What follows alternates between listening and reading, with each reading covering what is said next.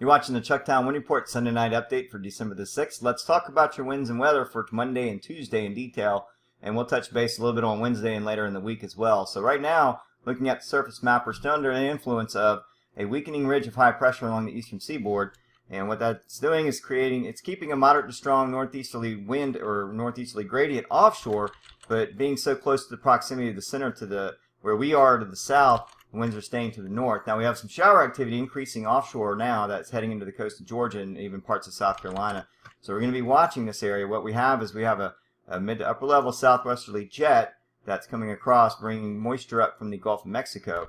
That means is that this boundary down here, this cold front over between Key West, or at Key West between Florida and Cuba, is going to start lifting to the north very slowly over time. So what that does, and what the models have suggested, the GFS in particular, is a positively tilting shortwave trough, which with low pressure develops and then races off to the northeast. So that could be a scenario for Wednesday where low pressure develops off our coastline and then slides off to the northeast. Our wind potentials could increase, our winds could switch to the north, but I'm not expecting very much for winds out of this scenario. It just means that the Outer Banks, North Carolina, anywhere where this may swipe the coastline, it could even have some effects up here in the northeast if it does travel back into the coast, but that's looking more unlikely at this point. So for right now, our rain potentials are going to be up tomorrow morning, and if we look at the Schreff Plume Viewer, this is one that I really like to look at for the rain forecast. This is the quantitative precipitation forecast. This is the 3-hourly right here, and this is showing our latest for tomorrow morning.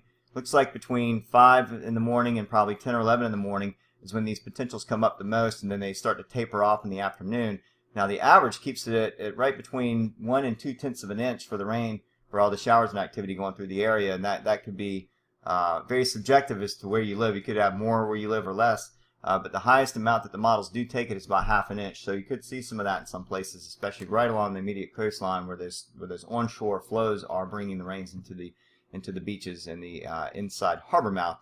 All right, if we look at GRE for radar, here's that undercut going on with the easterly showers moving into Georgia, and what that is that's a product from northeast to easterly winds wrapping around the high pressure. And then we also, you can see these upper level clouds coming up from the southwest. That is the overcut, and then we have the rains and showers underneath. We look at water vapor imagery, you can kind of get an idea a little bit better to see those clouds moving up. We have dry air coming in from the west, we have dry air to the east. We're sort of pinched in between with moisture lifting up from the Gulf of Mexico, and that's something to watch. We'll see this highest rain potentials for tomorrow, clouds sticking around Tuesday, maybe thickening on Wednesday. As far as winds, let's take a look at Datascope for Charleston. Right now we have 5 to 9 knots, 5 knots at Isle of Palms, 9 knots at Folly Beach, with land shadowed, and that means the winds are offshore there in the Charleston harbor mouth.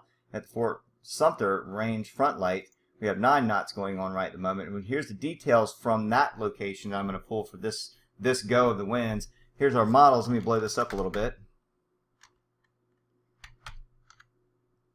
Blow it up one more time, and here's our model run for tomorrow. Heading in overnight, we see the winds come up.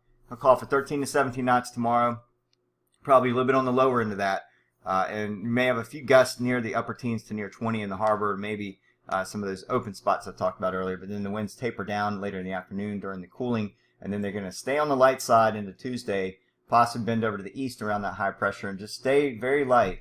So I'm not expecting anything even all the way through the rest of the week. I'll touch base back here either tomorrow night or Wednesday and see if anything changes later in the week. But for right now, we're looking for a fairly weak pattern after tomorrow with less chance of rain. So mild temperatures, and we run the sea surface temperatures for Charleston area and take a quick peek. I think we're just now hitting the upper 50s for that. Air temperatures will be mainly in the 60s every day this week.